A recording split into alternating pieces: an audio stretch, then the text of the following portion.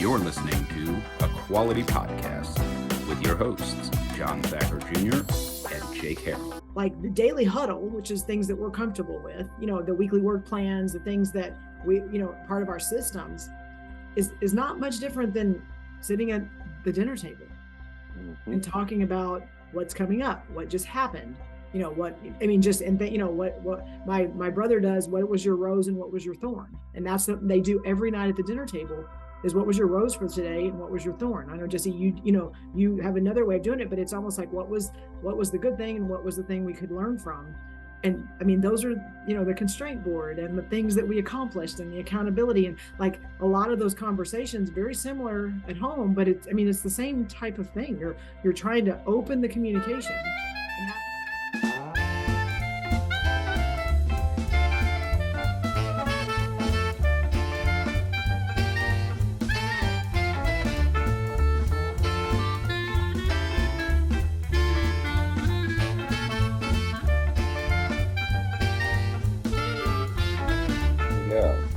And welcome everybody to A Quality Podcast. Your host here, John Thacker Jr. I am joined by Jennifer Lacy and Jesse Hernandez, authors of Love and Lean, which we are going to talk about today.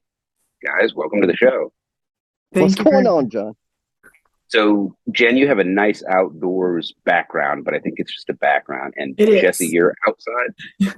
I am outside. I am on my monthly getaway. I'm in North Carolina, Mount Holly. And there's some beautiful trees. And I said, you know what? I'm going to go outside and do this interview. Yeah.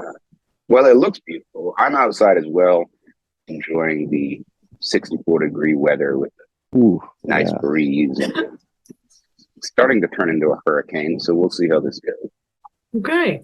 There you go. You got a mixture of everything there. So Love and Lean. First of all, Lean and love. That's okay. Lean and love. Sorry. First of all, congratulations. Great job. I know the amount of work that goes into something like that. I think what piqued my interest is kind of as I've progressed in my career, it's become more and more clear to me how important relationality is and emotional intelligence to success. For me personally, I like people, except the people that I don't like, but I'm pretty open about that. And so, relating to people is I guess something that comes easier for me than for some others. And I could never figure out, kind of as I grew, what the hell is wrong with that? And then as I started to kind of study more and learn, I realized that, everybody's different. And some of these approaches to other people, right, are skill-based. And you might think of a book like How to Win Friends and Influence People.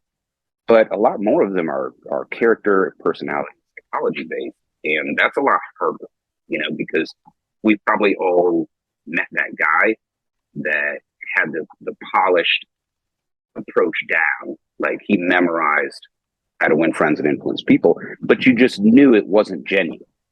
And, I appreciated it, right? Like you're making an effort. I recognize that, but you're also plastic and fake. And I don't really care for that much, right? So talk to me about Lean and Love, 5S love letters. How did it come to be? What's the purpose? All that good stuff. Well, Jesse, you start because it kind of started with you and then you brought me into this whole debacle. the Lean and Love debacle. Yeah, it started with the letters, which are like the table of contents for each chapter, were written for me, like to help me, to fix me. I was in a relationship and it was going south, and she's an amazing woman. She took the time to translate 5S because she knew, she's an attorney, so she knew that lean was a big thing to me and that I believe that it's 100% universal. And so she contextualized the standard 5S system and applied it to our relationship. Obviously, I need more work than that, but I knew, like, in the moment when I read them, it's like, oh my God, this is so powerful. And to your point, John, there's a lot of stuff out there that people anchor on because it kind of helps them maybe manipulate or influence in a different way. And so you're guiding people, but it's kind of mechanical. It's super transactional. And when I read these letters, I'm like, oh my goodness, like this can help people, like a lot of people. So I sourced them out, I would share them with friends, and a lot of people were like, oh my God, that's amazing. Some people are like, Jesse, you're crazy. Like, leave it alone already. I'm tired of hearing your stuff. But I knew, right? Like I totally knew something had to be done with these things. I just didn't know exactly what it was. And so it was like 3.5 years. I held on to them. I knew they were powerful. Then Jenn and I connected through LinkedIn. I mean, we had met in person, but like started interacting more on LinkedIn, started doing some live streams. I think we did one live stream with Felipe and a bunch of other lean construction people. And I was like, man, I got to talk to Jenn. This is the idea. So I get her up, said, hey, I have an idea. I got these letters. And I still, in the back of my mind, I said, man, how do I pitch this idea without making it seem like I'm trying to hit on her, because there was some emotional stuff in the letters. And I said, what do you think about having a live stream where we discuss each of these letters and how they apply to us personally and what we've learned, et cetera. And Jenn was like, okay, it sounds crazy, but let's do it. And initially we were just going to we were going to really focus the conversation around how they applied to the job site and to the office and to work. But through the live streams, when we discovered the people that were participating were like, they wanted to talk more about like the real stuff, like straight up home, romantic relationships, business relationships, like the whole thing. And so Jenn and I reflected, like after the first session, we're like, oh my goodness, this is a little different. People are getting vulnerable. And I think it's because we're demonstrating vulnerability and trust. We need to double down on that. So we continued to do that. And then there was Kirby Coates, unknown LinkedIn user, who said, hey, Jess, like, I wish there was a way I could just have like the nuggets and not have to watch 8 hours of video because there's good stuff in there. And I said, oh yeah, I could do that. Because I had the episodes, I had them transcribed. And I read about 2 pages. I'm like, man, I'm not going to do that. That's a lot of darn work. And then I said, wait a minute. We got transcribed content. Why can't we turn this into a book? I was already working on my first book, which is going to be my second book now, or first book. And so I reached out to my publisher, my coach, and I said, hey, what do you think? She says, yeah, let's do it. And here we are. I think Jennifer really, really was looking forward to the editing process, and she can describe that for the listeners and viewers. So Jenn, is it working? Well, it's done. Let's just put it that way. So it got. No, I meant Jesse hitting on you with those letters. that was like the first phone call, 3-hour phone call, and we were like, knew exactly where we were. There was no ambiguity, nothing we needed to worry about after that first phone call. Yeah. So tell me about the editing process and what was going through your mind.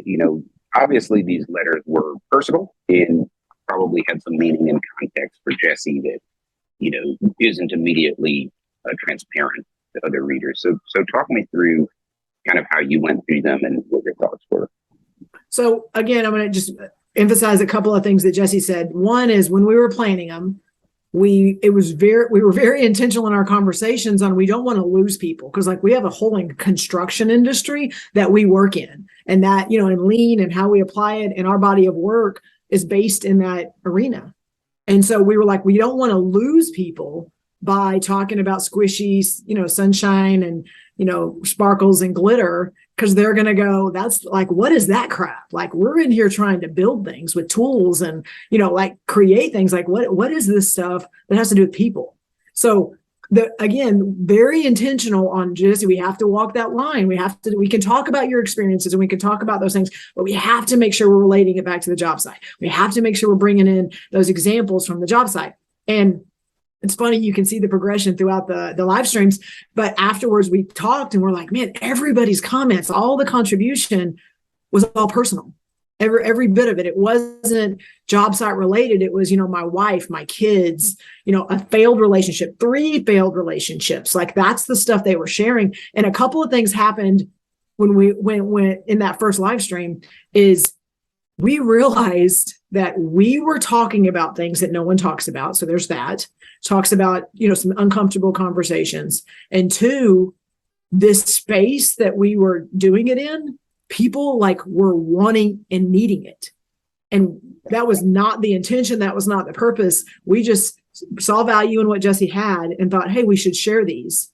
And what began to, I guess, start getting cultivated during those live streams was this space that kept growing, and people wanted and needed to talk about these things. And these are not just, fluffy people. These are people that have been in the industry doing some hard work for a long time.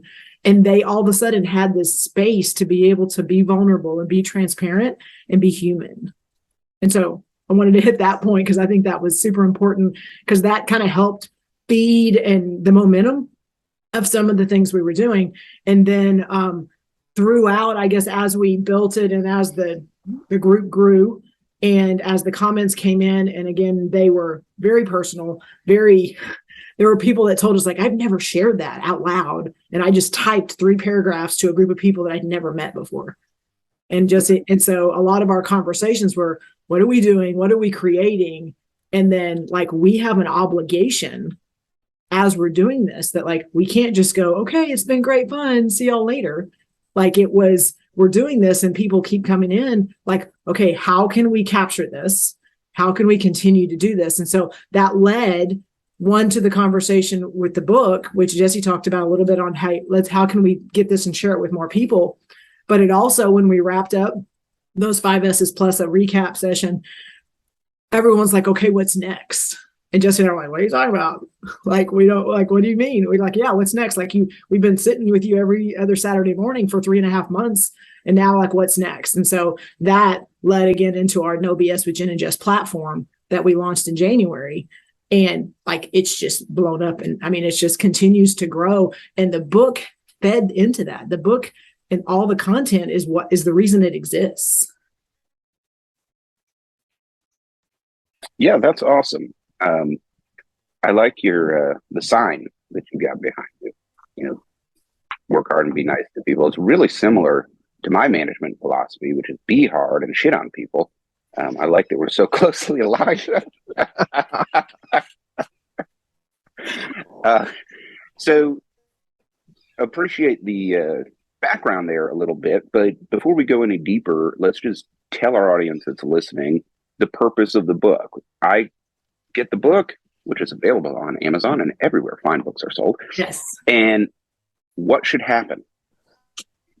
Well, I want to start, Jesse, because I'm going to do my simple one, and then I'll let you go with, because I know you have a little bit more, because you have some personal connections to it. So when we decided we were going to start the live streams, the purpose is the same. So I think that we can say what our purpose of sharing them on the live streams were, and then we actually included that in the intro to the book, is to be able to impact and help one person. To help one person. If they got this and listened to what we had to say, and they went in and made a different choice, or they thought about something and acted a different way, or treated somebody differently, or even hesitated before they went into something that maybe they'd always done, then that was our goal. That was it. If we had one person show up, if we had nobody show up, but then we were able to share it and somebody later on could listen to it, our goal was to impact one person. And then as we were seeing that, then it was okay, one more person. And that was it. That was our goal, was to help somebody do things differently, change their behaviors, treat people better. Yeah, let's dig into that a little bit. So help them how? After I get done with the book, right? Mm-hmm. What will have changed? What will I do differently? How will it impact me? Yeah, no, I had to hit on mute because I had like a hawk over here getting massacred or something. Eagle fang. The thing that the book has in it, there's a lot to it, and there's multiple layers. Um, it includes the like so many quotes from people that were participating in the live stream. So like we got to glean some of their wisdom and expertise and put that in there and tie it to the content. But so I guess the first layer is there's some like pretty simple actionable techniques that you can put in place to minimize the chaos at home. And what I mean by chaos is like the arguments that happen because there's a gap in communication. Right. So one Or because example my of wife moved the drywall. yeah, right, because it's always their fault, right? That's what we do. It's her fault, it's his fault, it's her fault, it's the kid's fault, it's everybody's fault. But and I know you appreciate this. It's usually a function of the system. The system's just terrible. Um, and so one of the examples in there is like use a calendar, and it was like for real, for real. When I traveled, I said I'm leaving Sunday and I'll be back Friday. So to me, that meant Sunday 6 a.m., Friday 9 p.m. I'll be back. What my partner understood was late Sunday evening, so we could have as much time as possible on Sunday, and early Friday morning. But those little details weren't communicated, and so that created discontent and frustration with each other. Also, there were like important events that I wanted her to go to, or she wanted me to go to. I wouldn't find out about them until like the week of. And that's not enough notice for me. Right. I need 3 weeks or so that I can build that into my schedule and build my travel around that. And so that created problems behind us. So we just put a damn magnet on the calendar, use different colors for my travel, different colors for important events. And then that's, oh, okay. So we'd schedule things around it. So it really helped um, eliminate those problems, right? It eliminated the problem before it entered the system. So we didn't argue about those things. So there's a lot of those types of things in there. Then there's some like deeper stuff around like the very first chapters around sort, right? Get rid of the stuff that you don't need. And so in a personal relationship, what's like the worst thing? Jealousy, distrust, resentment, and resentment, right? Like these things that build up and eat at our soul. We're talking about like, let's really talk about that. And when it surfaces, how do we get rid of it? And in the book, we share about me getting a therapist, which I got after the relationship ended. But getting, that objective third party perspective helped me realize where, my thinking was off. And so there's multiple layers in application of the stuff that's in the book. It's all around the really dumb stuff that I've done, and I've done a lot of dumb stuff. And so it's like real story, real application. And then to the question of like, what's the purpose? Like, it can be totally healing. And what I mean by that, for me, before trying to do some of those things, I just thought I'm just a bad guy, or I'm a bad picker, right? Like I just picked a poor partner. And so there's this self-loathing that can develop. And I'm going to say that I think a lot of people out there are in that space saying like, what the hell? Why am I so miserable in this segment of my life? It's because I'm a failure, because I'm less than. And I think the book, when you start reading it and start doing some of the stuff, you realize it's not necessarily that you suck. It's just we don't have the tools because nobody talks about that. Nobody, there's no, I mean, I guess there are classes, but they're like a significant investment to go and access that and then put it into practice, where you could just get this book and read it in a few hours. I mean, most of the people I've talked to, like, man, I read it. I thought I was just going to read one chapter, and I ended up reading the whole book, and I got to go back and, read my notes and whatever, because it's very digestible. It's entertaining because, again, I do a lot of dumb shit. But also there's some real practical application of it.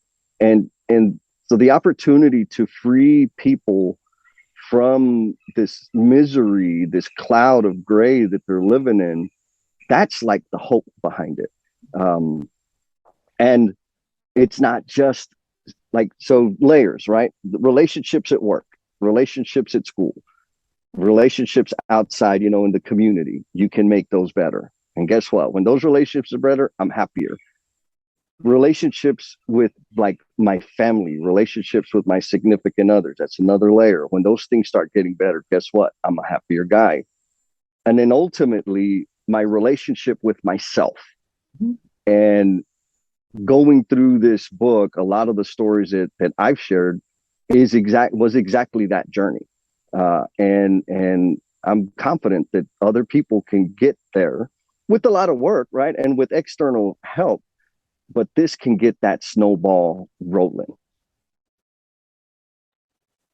Yeah, and based on I guess, the participation in the live stream, and the feedback you've gotten, is it fair to say that there's a lot of folks out there that, probably could use some therapy, right? 100%. 100%. I would venture to say some folks on this interview could use some therapy, and I know I'm one of them. Well, I found a therapist to be extremely helpful in just helping me to see what I can't see for myself. Yes.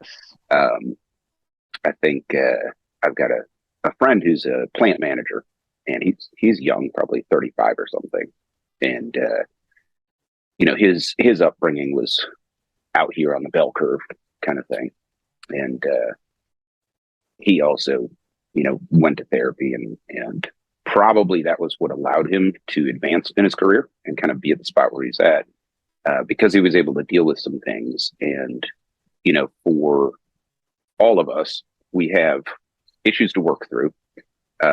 We can't always see them. It's the fish and water thing, and we don't know how. And here are these trained professionals that can help you do that. And I would encourage everyone listening to take advantage of that opportunity.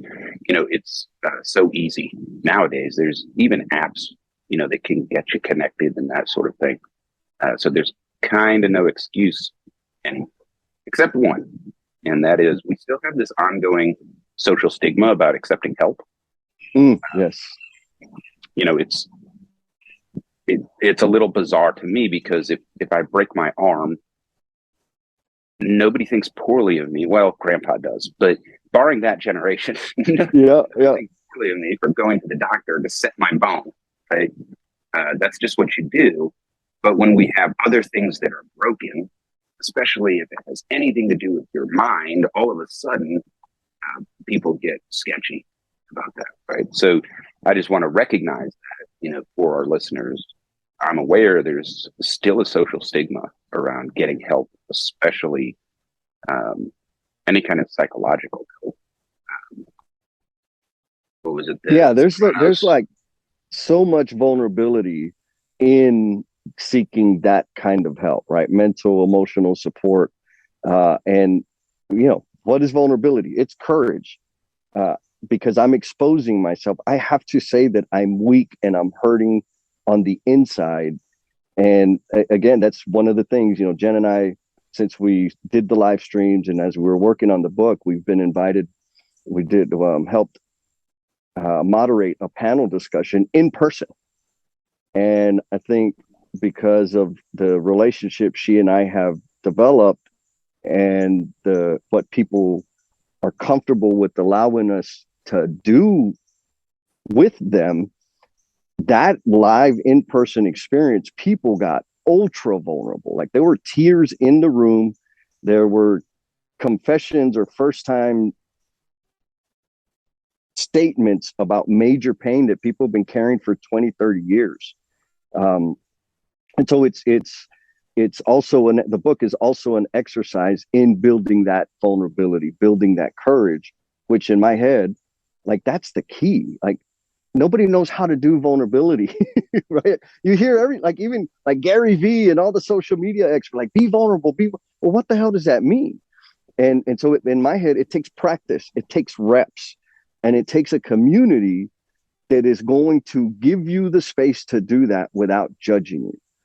And as it relates to No BS with Jenn and Jess, I believe that's exactly what we're doing, is continuing to develop a community where people can come and share and listen and see other professionals with the same pains, the same responsibilities, the same influence, getting vulnerable. And to the social stigma, yeah, because guess what? Everybody else out there is trying to show up and be as strong and smart and all-knowing as possible, when we all really just don't know what the hell we're doing. We're just kind of trying to figure it out. And there's no perfect. There's no, I don't think there's no perfect. And I think what we've realized over the last 6-7 months is not everybody wears their brokenness on the outside. And so they walk around and they, you know, whether it's the stigma of owning something or the stigma of admitting something, I think we've seen that a lot. And it comes back to the communication piece, not only how we talk to others, but how we talk to ourselves. And that's come up a lot in a lot of the things that we've highlighted. But tying it back to the book is that uncommunicated expectation, the things that, whether it's our significant others or people at work or things that just have not been said. And so we talk about that in the book as well. An example that I spoke to on just traveling, because I travel for work a lot too, is traveling and like I'm at work because I'm traveling. And then I come back home and then I'm, you know, at home. And so I was in a relationship and it was the uncommunicated expectation of like, why was I not checking in? Why was I not calling? Why was I not letting people know that I was safe and I was okay? And I'm just like, what are you talking about? Like it almost aggravated me because like I'm doing my job. Let me do my job. And then when I get home, we'll deal with whatever this is. And that it's like, it was an uncommunicated expectation on their part, but also on my part, it was selfish. And again, everyone's like, well, really? Yeah, it was selfish. And I didn't see it till later that it just out of just consideration and kindness, I should have said, hey, I'm safe. I'm okay. Because someone cared and loved me enough to like want to know that. And those are not things we think about. Yeah. And I think there's a human nature component there. All improvement takes effort. I'm not going to say pain. You know, sometimes effort manifests that way. And, you know, you see this in the gym, right? Where I'll go to the gym and there's people there working out and they're not grunting. They only use enough weights that they can do like their 3 sets of 10 because they don't want anyone to see them struggle and fail. If you're not grunting, you're not lifting and you're not going to get stronger, right? So I put my little baby weights on the pull down bar. I'm like 1, 2, 3, 349, 467, you know, like I'm Ron Burgundy or something like that. I'm like, no, I'm going to do it 3 times. But you know what? Tomorrow I'm going to wake up stronger than you. And it's going to hurt and sore and I'm sweating and I'm grunting and you're annoyed. And you know what? Fuck off because I'm paying my gym membership too. You know? Right. So, but it's true. Like you have to stretch yourself if you want to get better at everything. Your physical body or your health or whatever. And the same is true of your internal self. So I think it's fair to say, you know, I don't want to jump the gun or give the book away too much because if people click the link that I'm putting down below, I get 50% of the proceeds. So,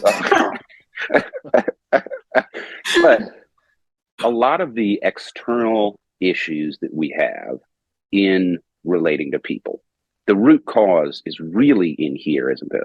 Oh, yeah. Right? Like, fix yourself, you know, and it's a really tough conversation to have with another person because it sounds so judgmental. So I can speak in the abstract. I'm not talking about my wife or anything like that, just so we're very clear on the podcast for everybody listening. Danger. But some people want every other person to change and adapt to their issues. Fair? Yeah. It's almost like an ingrained self-defense mechanism where we all just do it as people. Yes. You know, like that's our default setting is like, I'm the standard. Everybody has to meet my needs and wants. Right. Until we take the time to self-reflect, you know, and do a personal inventory. And then we realize, usually with help, right? Wait a minute. There is a problem in all of this and it's sitting in my chair. Yes, there's a saying that I love that I learned in 12-step meetings when I'm working through recovery. It's like everywhere I go, there I am. And what that means is the problem, like to your point, is the problem is not outside of me. The problem is me. And it's the way I see things, the way I view things. And I had a phenomenal system develop that reinforced the fact that I was a victim and everybody was against me. And if everybody would just listen to me, things would be fine. And the amount of energy it took to function in that manner was enormous. Like it just took manipulating and playing and scheming and thinking everybody, because like we do know that people really do spend a lot of time thinking about me, but it's not from a negative perspective. They're just admiring me. But I used to think they were scheming against me, but they're not. They really don't care about what I'm doing or what's going on. They care about themselves. And it's an inside job first. When I start inside with me, I am better equipped to serve people. And just super recent experience. One of my clients, we did a little exercise, introduced them to personal Kanban, and then we started a study action team and talking about visual management and visually display status. Da, da, da, da. And one of the leaders of the group, he's like, man, I thought I was doing good because I have, and he showed he had a manila folder and he's like, here's my columns and these are my, doing his thing. He's like, but I'm really not doing that good because my team doesn't know what's going on. And I'm like celebrating. He's like, why are you, I'm falling out of my chair. Like, no, like, here's the thing is you did it with you first. And that's how we have to start these things is do it with you internally, because now you have a body of work, some real life experience of what it feels like, the challenges around it. And when you help somebody else or introduce somebody else to the idea, you're better equipped to escort them through that change. Like, dude, what you're going to do with your team is going to be phenomenal because you're not taking a concept and making people do something. You've already applied it. So now you're speaking from experience, and it's your own personal application of the thing that has all the damn power. And so the change was made within him before he's trying to go and bless everybody with all the value he brings, right? He's like, no, no, no, we got these problems. This helped me in this way. Let's try this as a group.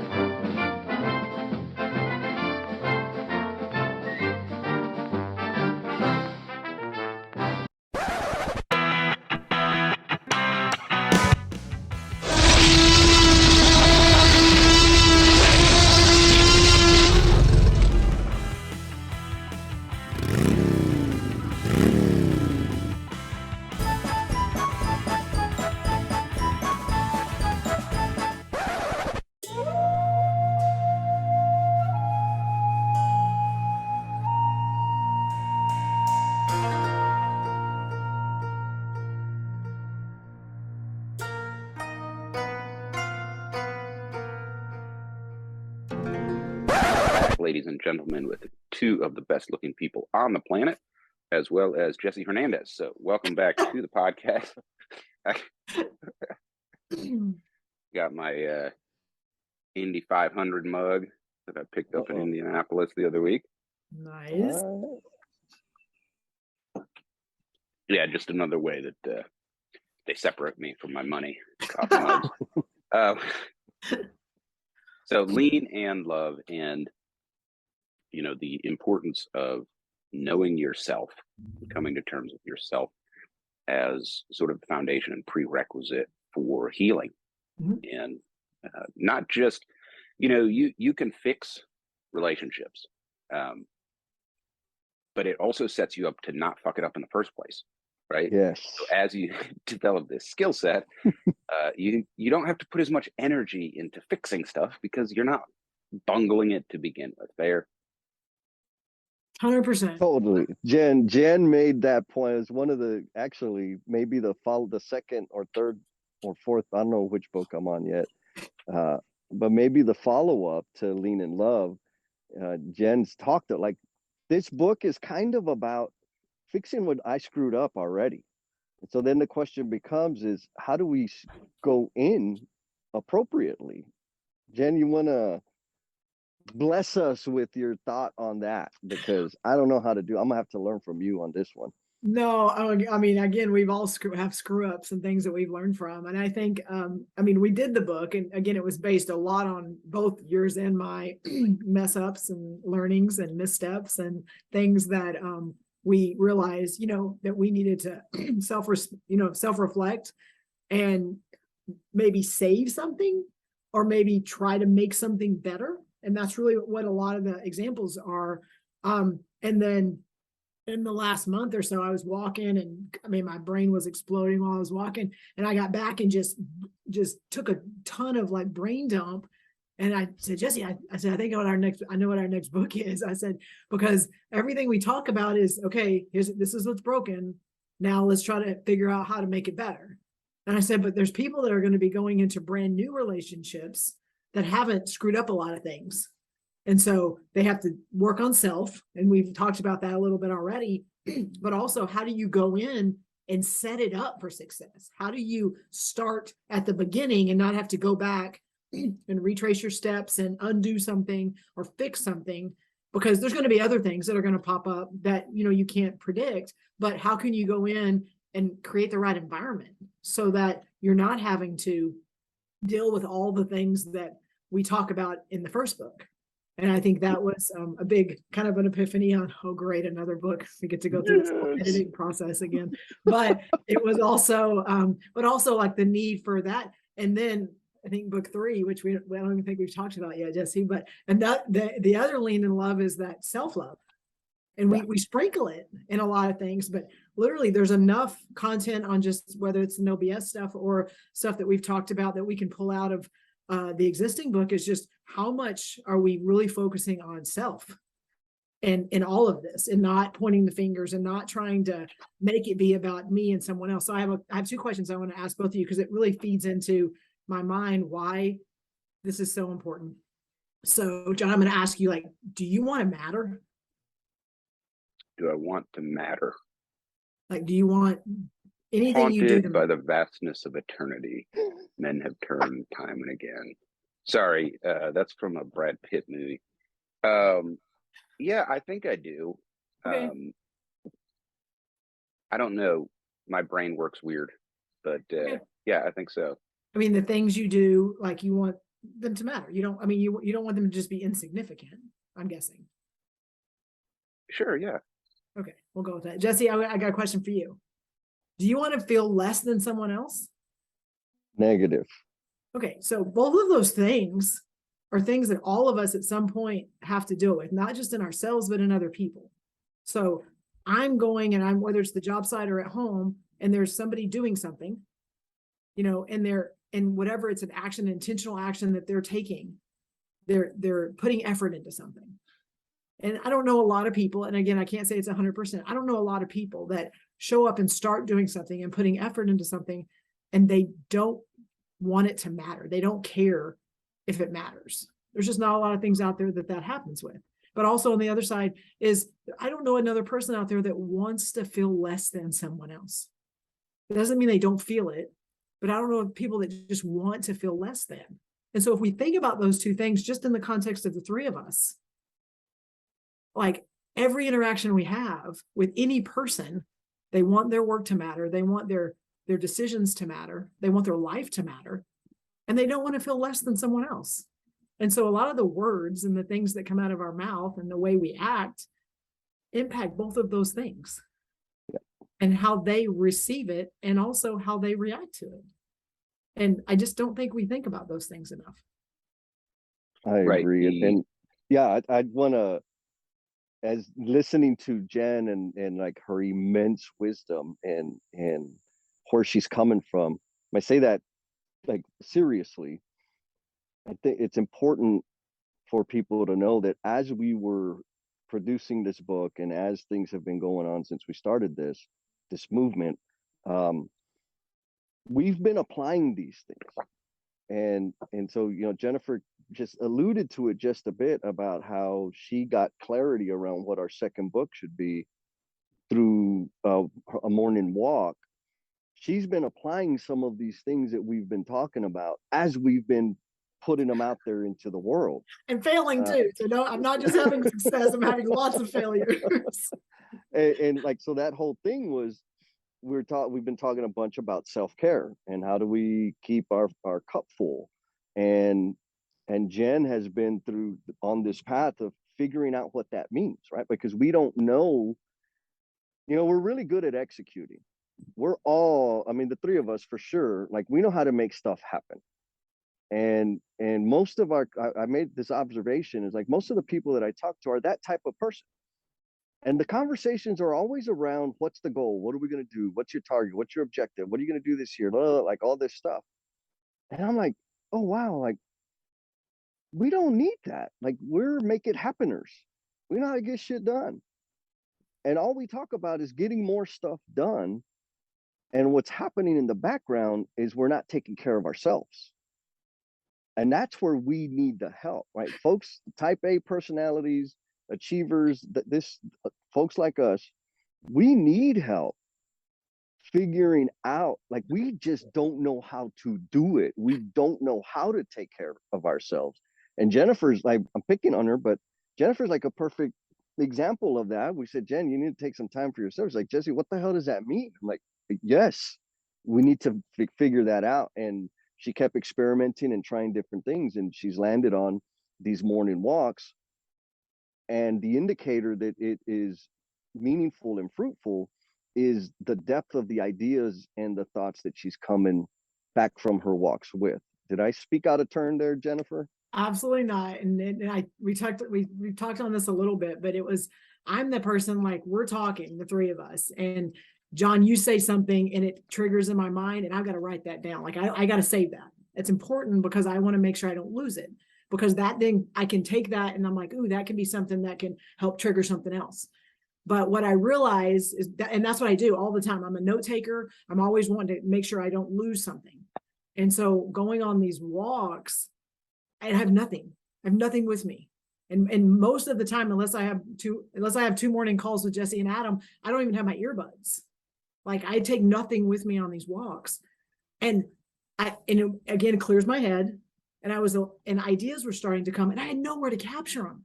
And so I just kept walking, and then the ideas grew and they evolved and I built them on. And then by the time I got back an hour later, it's like where I would have stopped and just captured it. Now there's like 5 levels of more things that built upon it, because I didn't stop the thought.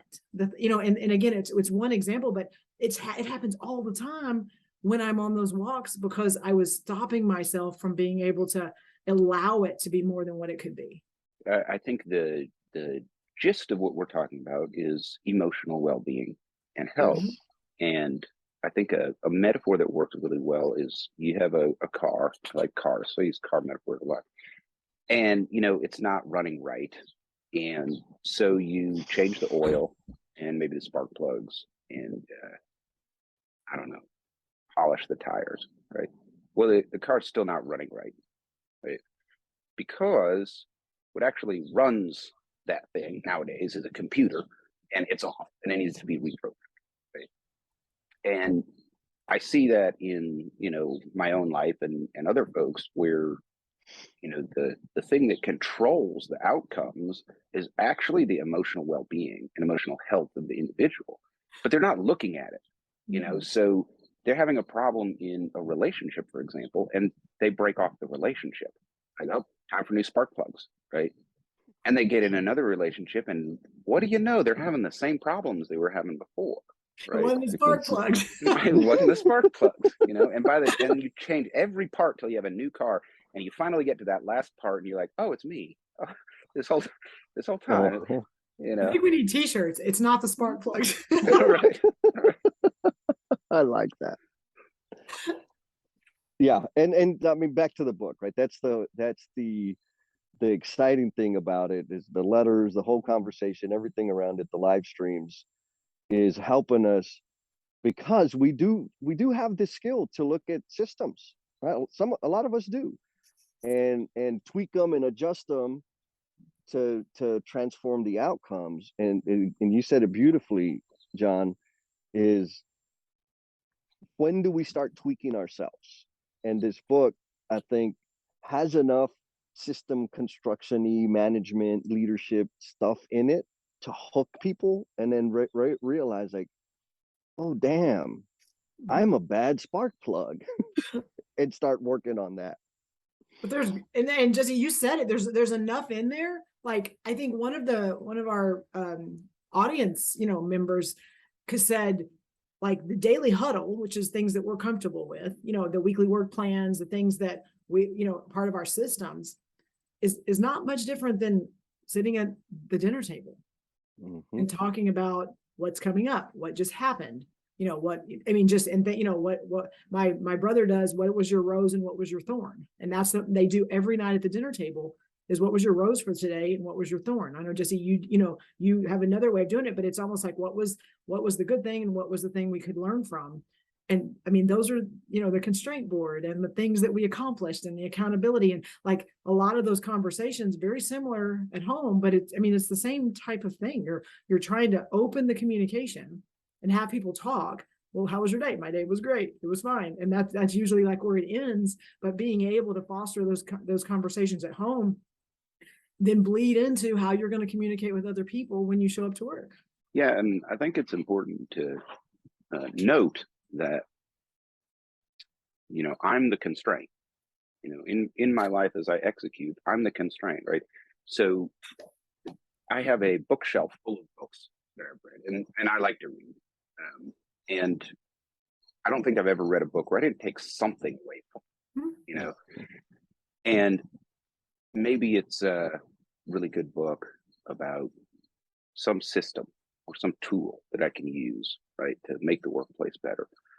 I can implement that, right? But I'm the constraint. Like, how effective that is me, right? I'm the thing that determines that. So for, my personal journey, I've spent some time in athletics and some time in gym and stuff like that. And I think it's sort of ingrained. And engineering is the same way too, right? Where it's like you try something and then you make it better until it breaks, and then you make it better until it breaks. And then, so I'm used to this iterative process.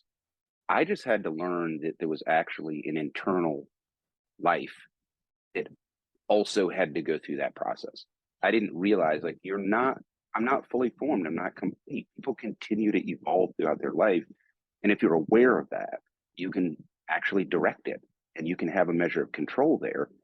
And it took some help, for me to kind of get into that space. But I think that for most of our listeners, we're in an industry where we're applying lean principles and we understand the concept of PDCA.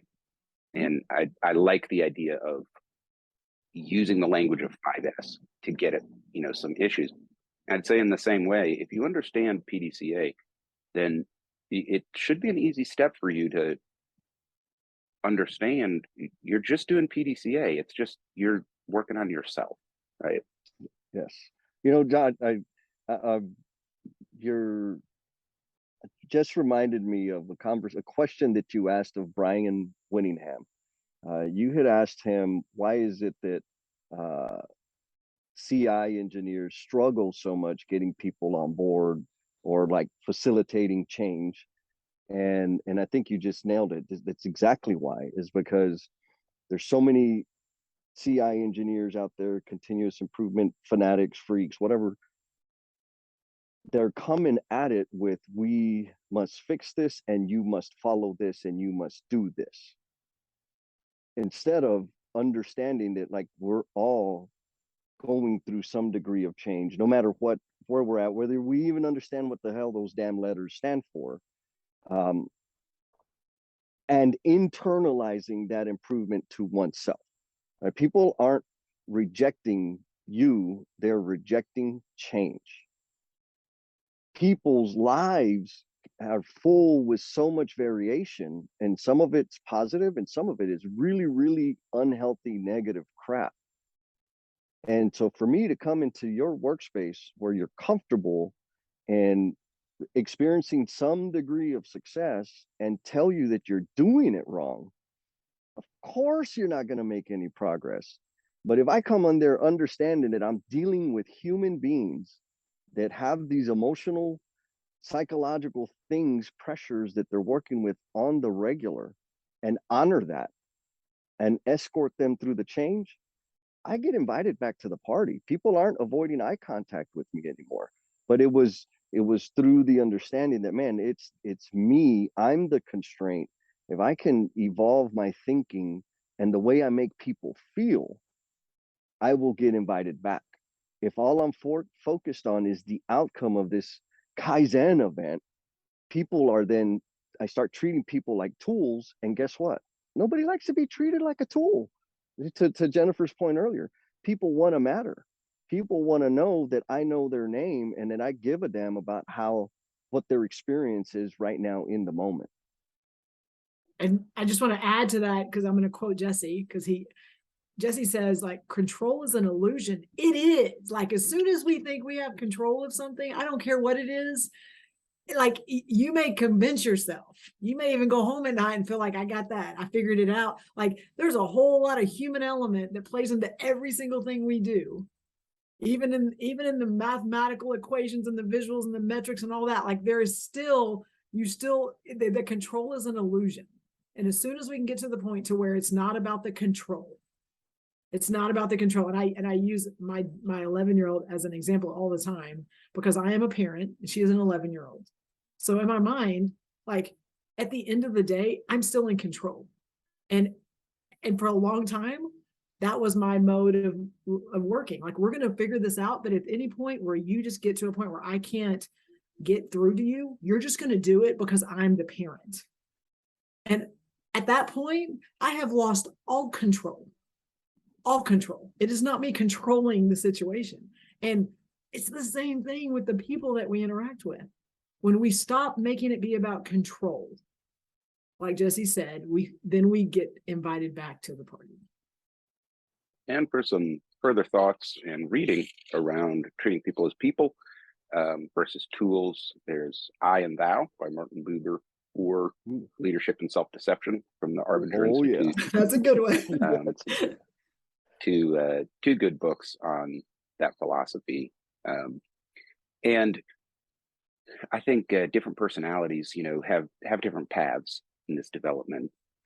You have people that are very empathetic, and they tend to struggle with being their own person. Right? They're too adaptive. Right? They're too conciliatory. And then on the other hand, you have people who experience emotions at a much lower level, and they don't. If I don't get upset by this, why should you get upset? You're just out of control. Get a grip. Yeah. Calm down. Yes. And it's not a binary, right? No. It's a spectrum. People are all on this curve, and every individual responds differently. And you have to develop a full toolkit to develop relationships with different people. And so you're going to have that emotionally stunted boss who's like, just get it done. Well, what do they respond to? Right. But then you'll also have, some squishy Xennial or something on your team who's like, oh my gosh, you have metrics. We shouldn't, that's wrong. How do I feel about this? That's more important. Well, it's a $200 million project. I don't really give a damn how you feel about it. So getting the moving pieces of relationality to work together is a very valuable skill set. And I would encourage anybody that is in a leadership role, right, which I distinguish between management and leadership. And we're going to talk about that on a future podcast, because we have way too much shit on leadership out there, not nearly enough on management. I concur. Right? Yes. But if you're in a leadership role, it's a almost non-negotiable skill for success and being able to be effective in larger and larger and more influential leadership roles. And it starts with the self. And that's what I love about Lean and Love. So we're about to wrap up. Is there anything you'd like to leave the audience with? Well, I will go just, I'll go first, and then that way you can wrap it up, Jesse. I just, again, the book, it wasn't a plan. It wasn't a big, here's our big scheme of what we're going to do and what our plan is. It's like it evolves just like everything seems to do nowadays. And it was a PDCA. It was everything continuous improvement. We started something, we had an idea, we jumped and said, let's just try it. And then it turned into something bigger, and then it turned into a platform, and then it turned to a book. So the biggest thing for us, and we talk about it a lot in the book, and there's excerpts in there about examples, some things that we screwed up on, but also some things that we learned from. But it's don't just sit and wait until you think you're perfectly ready to start it. Just start. And there's tons of little nuggets in there, questions that you can ask yourself, examples, little quotes, things that just look at it, you can open the book up to any page, and it's very digestible. It's like almost like social media. It's just a quote and an excerpt and a picture and so it's very digestible. Just open it up, find something, and just look at it and go, how can I apply that? And then just do it. Just try it, because it's not going to be perfect, but it's going to be better than where you were. And with that, echo everything Jennifer said, and then I'm going to add some extra hard homework. And so the homework is this: be kind to yourself and share a smile with someone. Well, let me wrap this up with a question that sounds humorous, but I'm actually being serious. Okay. Is it appropriate to buy this book for my significant other? Yes, your significant other. I bought it for my kids. I bought it for my mom. I gave it to my brothers. And these are just like for me, but also I have lots of people that I interact with that love it. And I've had 2 different groups of people at work that are doing study action teams on it. Like we build awesome stuff. We're like, we do like structures and things, and they're doing study action teams on the book because it's about relationships. Well, that is fantastic. I just wanted to get that out there. No one's going to be super offended if, here's a really big hint. Got it for you on Amazon. So thank you guys for joining. A fantastic conversation about a very important topic that I think can put so many professionals like over that edge in their life success path. Like this is the horizon, right, to your success. And your book can help us get over that horizon. So thank you. I'll put a link down below. We'll hash out the royalties later. Everybody, Jenn and Jess, Lean and Love, Buy This Love Letters. We appreciate you coming on. For everybody out there in YouTube land, goodbye. Thank you. Bye-bye.